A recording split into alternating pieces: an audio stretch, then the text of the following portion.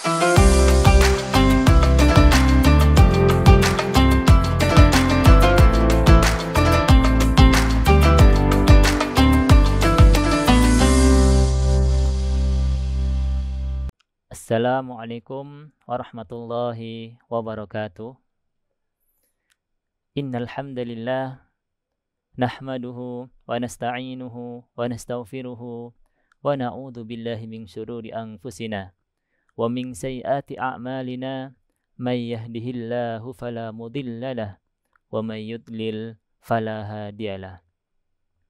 Asyhadu an la ilaha illallah wahdahu la syarikalah wa asyhadu anna sayyidana Muhammadan abduhu wa rasuluh.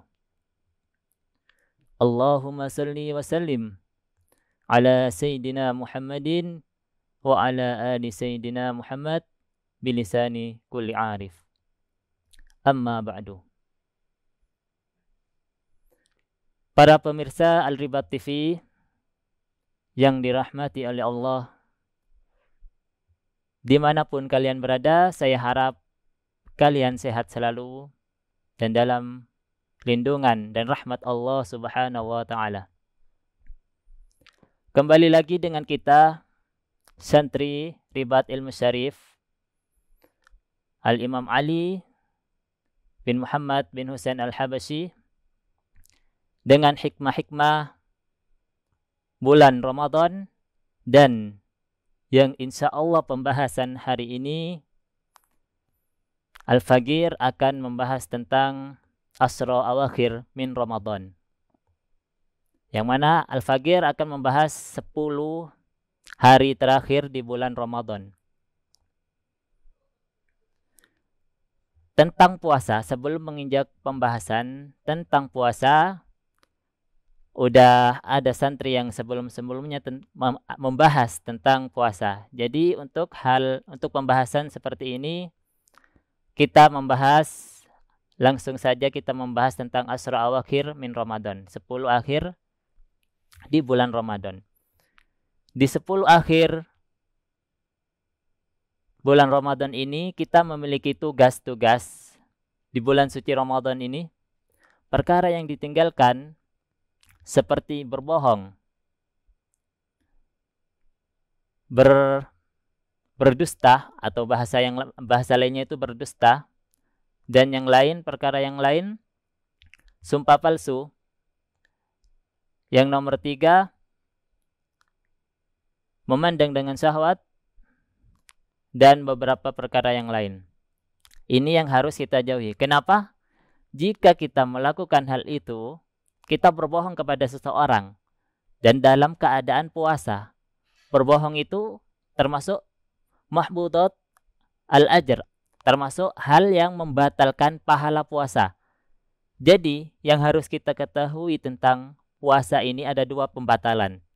Ada pembatalan tentang pahala puasa dan ada pembatalan tentang puasanya.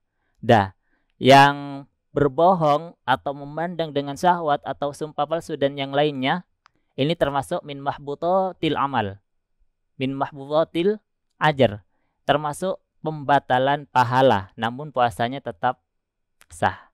Jadi bisa dipahami insya Allah. Ini termasuk hal yang harus kita jauhin di bulan suci Ramadan. Karena kenapa? Datang dari hadis, ma min sha'im, kam min sha'im, laisa lahu min siyamihi illal ju' wal atos, au kama qala Nabi. Yang artinya apa? Berapa dari orang-orang yang berpuasa yang tidak ada dari pahala puasanya kecuali kelaparan dan dahaganya saja. Kenapa sebab demikian? Karena hal itu mereka lakukan. Berbohong dia lakukan, memandang dengan syahwat dia lakukan, dan perkara-perkara yang lain yang min mahbutatil ajr dia lakukan. Sebab itu dia tidak ada pahala di dalam berpuasanya.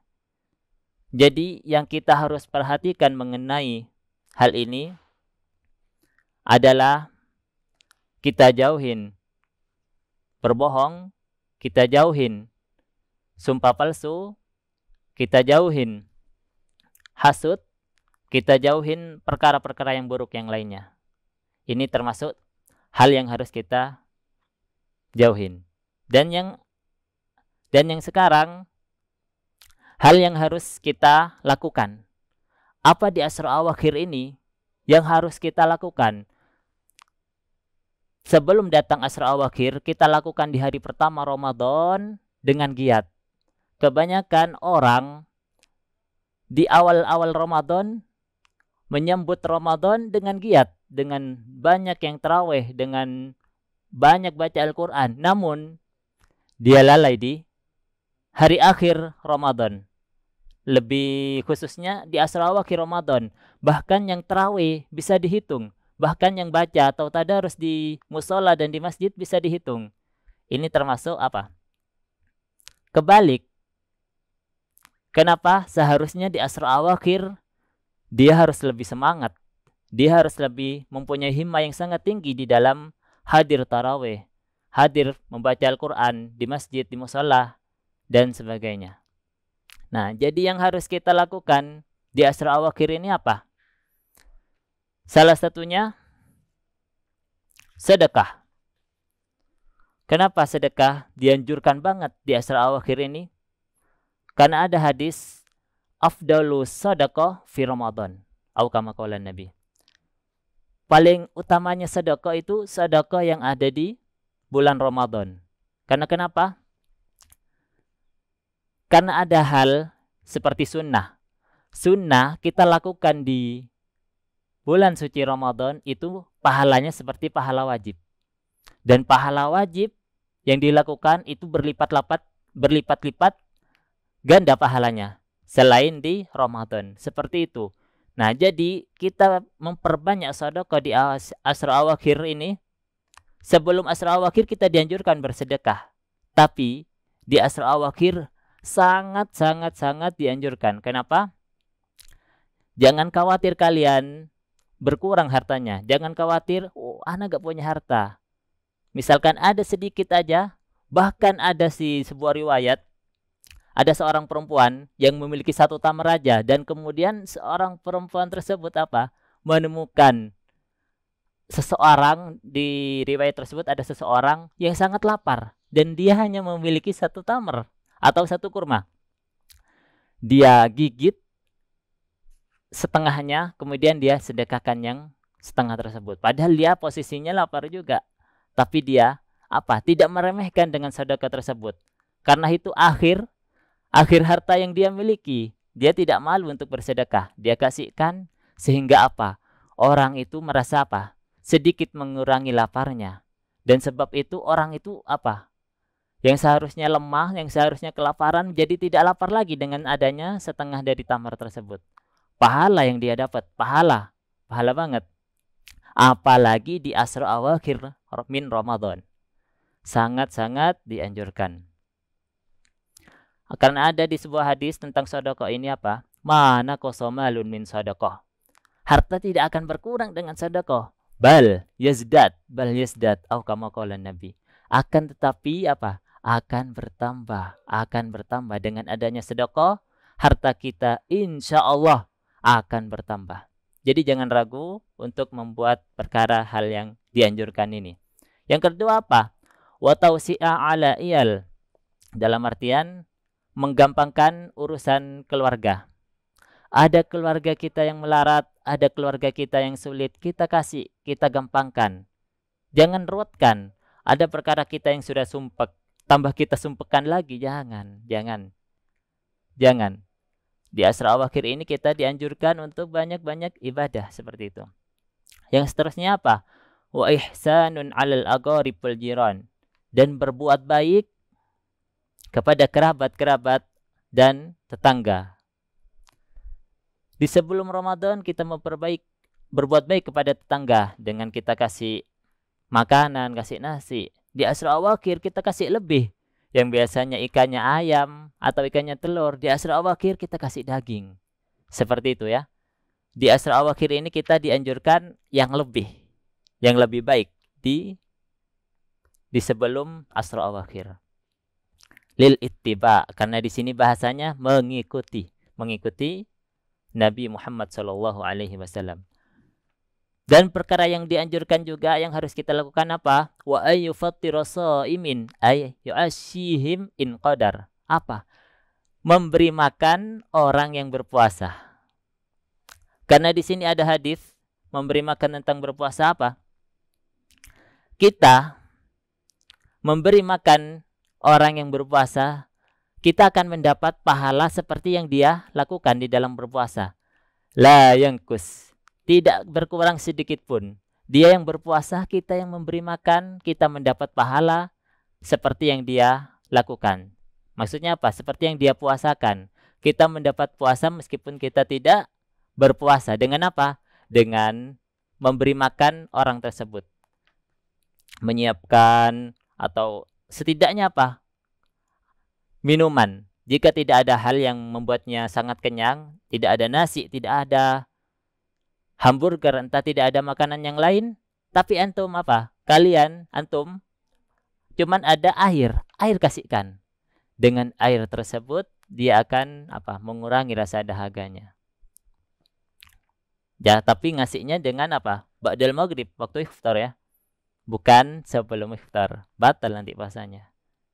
Dan yang selanjutnya apa? Wa iktsaru tilawah, memperbanyak membaca Al-Qur'an. Yang mana sudah saya katakan barusan, di awal Ramadan banyak hadir orang-orang di masjid untuk berjamaah, untuk salat tarawih, dan banyak yang bertadarus. Tapi di asar awakhir malah berkurang. Tidak. Bahkan di sini apa?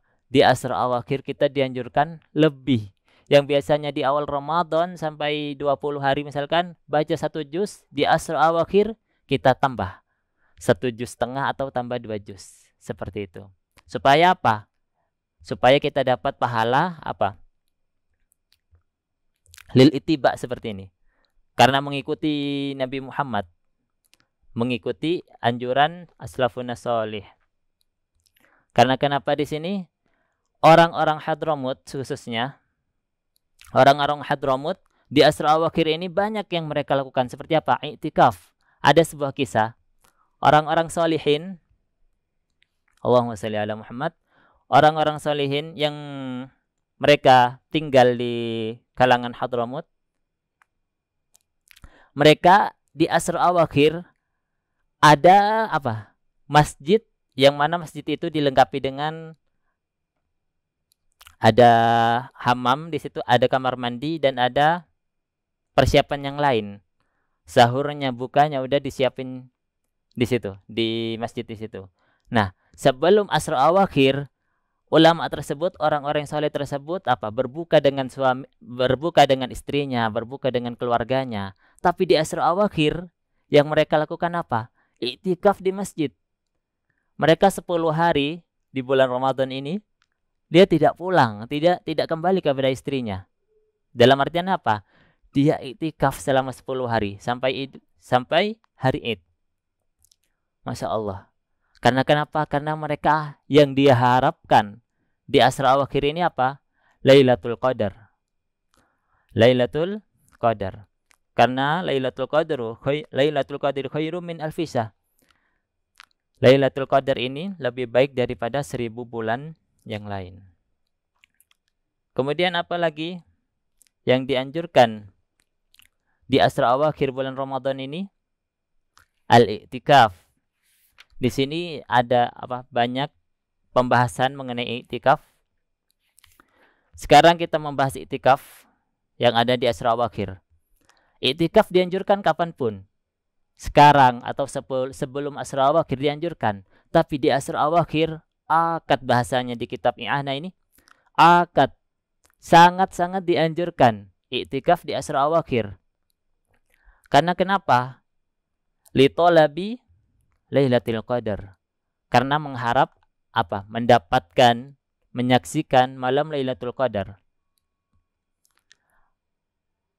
Musannif atau pengarang kitab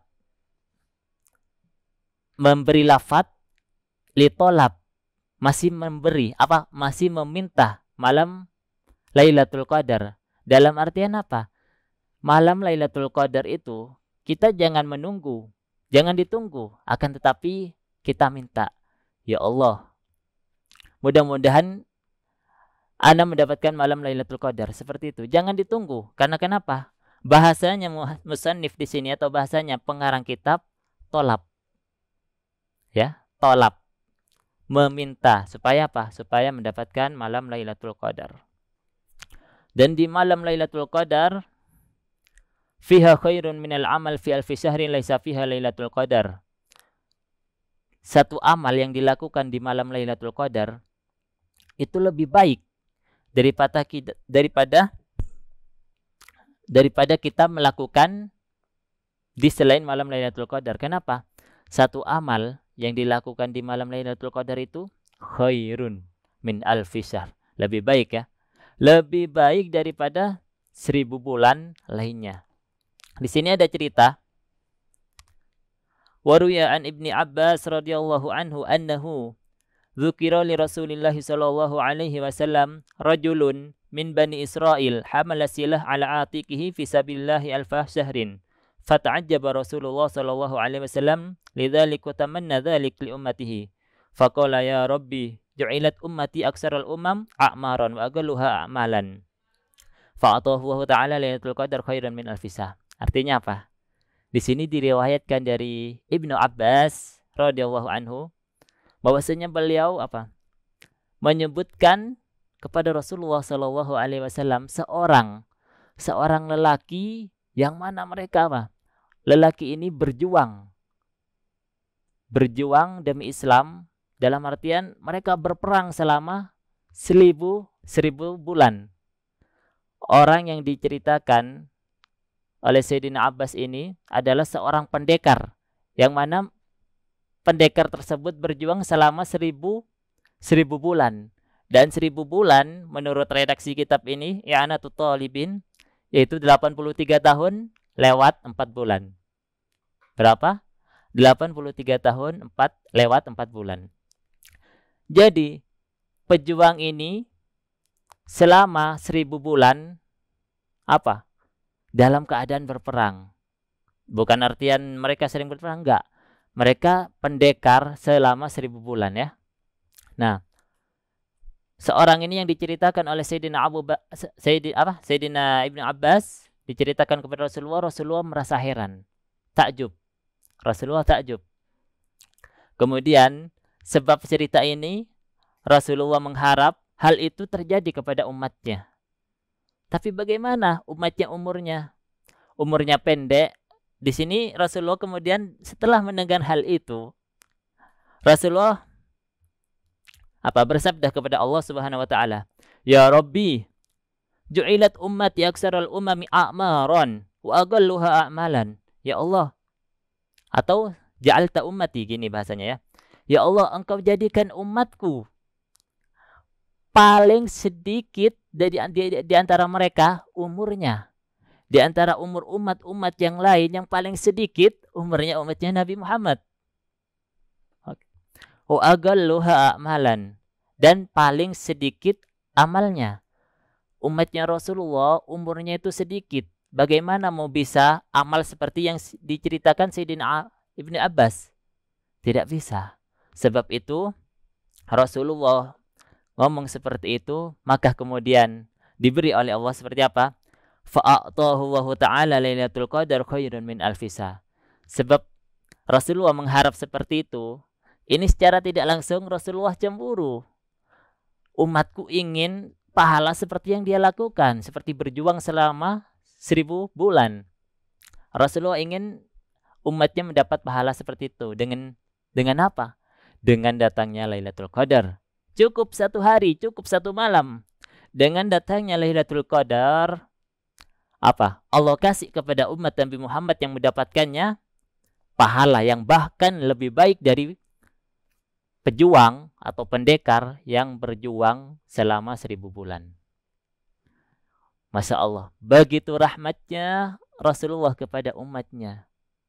Tapi apakah kita sadar? Yang mana Rasulullah udah sangat rahmat kepada kita, apakah kita sadar dengan rahmat Rasulullah tersebut? Apa yang kita balas? Apa yang bisa kita balas? setidaknya kita menjauhi apa yang dilarang oleh syariat. Setidaknya seperti itu. Kita tutup aurat kita. Kita tidak ghibah, kita tidak berbohong, kita tidak sumpah palsu. Kita tidak memandang kepada sesuatu yang yang Allah haramkan, seperti memandang kepada ajnabiyah, kepada perempuan, kepada hal-hal yang lain. Setidaknya itu yang kita lakukan. Dalam bentuk apa? Dalam bentuk terima kasih kita kepada Rasulullah. Karena Rasulullah ingin umatnya mendapatkan pahala yang bahkan lebih banyak seperti itu. Tapi umatnya apa? Lemah, umurnya pendek, tidak bisa. Sebab itu Rasulullah apa? Mengharap pahala seperti itu. Maka Allah berikan harapan Rasulullah dengan datangnya Lailatul Qadar. Masya Allah. Seperti itu. Dan malam Lailatul Qadar di sini wahiya munhasira indana fihi farjaha autaruhu. Lailatul Qadar ini bahasanya di sini munhasira, terkepung. Jadi kalau udah munhasira, kebanyakan atau sering terjadinya Lailatul Qadar itu di asra awakhir, di 10 terakhir bulan Ramadan. Sebab itu kita jangan entengkan Lailatul Qadar. Kalau ada yang bingung, apa sih Lailatul Qadar itu? Jadi di sini ada pembahasan tentang Lailatul Qadar. Apa sih yang tidak tahu apa Lailatul Qadar itu? Lailatul Qadar, oke. Baik, saya akan membahas tentang sedikit atau secuil tentang Lailatul Qadar. Wal makna Lailatul Qadar, Lailatul Takdir, summiyat bidzalik li'anna Allah Ta'ala yuqaddiru fiha ma yasha' min amrihi ila mithliha minas sanatil qabilah. Dinamakan Lailatul Qadar karena Allah Subhanahu wa taala apa? Mentakdirkan di hari itu yang Allah kehendaki dari semisalnya minas sanatil qabilah untuk tahun yang akan datang. Semisal contohnya seperti apa? Orang ini udah dicatat syar, orang ini dicatat buruk. Dengan datangnya Lailatul Qadar, yuqaddir ma yasha. Dengan datangnya Lailatul Qadar, Allah ganti. Yang mana seharusnya dia tahun ini dia buruk, dia tahun ini dia lalai, Allah ganti dengan adanya Lailatul Qadar. Apa? Dia lebih semangat lagi, dia lebih rajin lagi. Itu Lailatul Qadar. Jadi yang seharusnya takdir udah diterapkan sebelum khalaqas samawati wal ard, sebelum terciptanya langit-langit dan bumi. Nah, adanya Lailatul Qadar ini merubah takdir tersebut. Ma yasha, yang Allah kehendaki. Itu secuil dari pembahasan Lailatul Qadar. Bahkan musannif di sini apa? Mengubah takdir yang membahas tentang tersebut barusan min amril maut. Bahkan Lailatul Qadar itu bisa merubah dari perkara matinya, yang seharusnya dia mati di tahun ini, wafat di tahun ini, dengan adanya Lailatul Qadar Allah panjangkan umurnya. Wal ajal sama warizik, dalam makna rizki juga. Apa? Yang harusnya Allah kasih dia di tahun ini melarat atau kesulitan, tidak ada rizki sama sekali. Dengan adanya Lailatul Qadar Allah perluaskan rizki orang tersebut. Masya Allah. Setelah kita tahu apa itu Lailatul Qadar, dari situ kita rubah diri kita. Yang asalnya kita jauh dari Allah, kita dekatkan. Dengan apa? Dengan beribadah, dengan mengikuti Rasulullah, dengan mengikuti aslafun salihun. Dengan Lailatul Qadar, yang asalnya kita jauh, yang asalnya kita buruk, Allah akan merubah kita menjadi lebih baik. Yang asalnya kita bodoh misalkan, dengan adanya Lailatul Qadar Allah akan jadikan kita menjadi pintar. Dengan beginilah ulama-ulama, orang-orang saleh khususnya, mereka sangat berharap, sangat mengharap dan meminta kepada Allah supaya apa? Supaya mendapati atau memperoleh malam Lailatul Qadar. Soalnya mereka tahu adanya malam Lailatul Qadar akan mengubah takdir kita. Yang sebagaimana Ana jelaskan barusan, kita ini udah jauh dari Allah, kita ahli maksiat, kita ahli kadzib, ahli bohong, ahli dusta. Udah cukup dari sini, kita bertobat. Mumpung masih ada asro awakhir dari Ramadan, mumpung ada sisa 10, sekarang sisa 5 atau 6 hari dari bulan Ramadan, mumpung ada sisa, Ramadan akan meninggalkan kita sebelum datangnya Lebaran. Ayolah, kita rubah diri kita. Yang asalnya kita malas-malasan tarawih, yang asalnya malas-malasan membaca Al-Quran, kita lebih giat, kita lebih semangat. Supaya apa? Supaya memperoleh Lailatul Qadar. Mungkin dengan begini kita lebih dekat dengan Allah. Yang asalnya kita jauh, kita tambah dekat. Yang asalnya kita buruk, kita menjadi baik. Pembahasan ini untuk Al-Fagir pribadi dan untuk kalian semua. Supaya apa? Dengan pembahasan ini adalah dorongan untuk Al-Fagir sendiri dan untuk kalian semua. Mudah-mudahan dengan adanya pembahasan ini kita tambah semangat, tambah dekat pada Allah, dan mudah-mudahan Allah beri kita malam Lailatul Qadar. Mudah-mudahan kita memperoleh malam Lailatul Qadar. Jika ada kata atau bahasa yang kurang sopan, maka ini murni datangnya dari Al-Fagir. Sebab itu Al-Fagir minta maaf. Dan jika ada kata dari Al-Fagir berfaedah atau membuat kalian takjub, jika ada, maka itu datangnya dari Allah Subhanahu wa taala. Wabillahi taufiq wal hidayah waridha wal inayah. Assalamualaikum warahmatullahi wabarakatuh.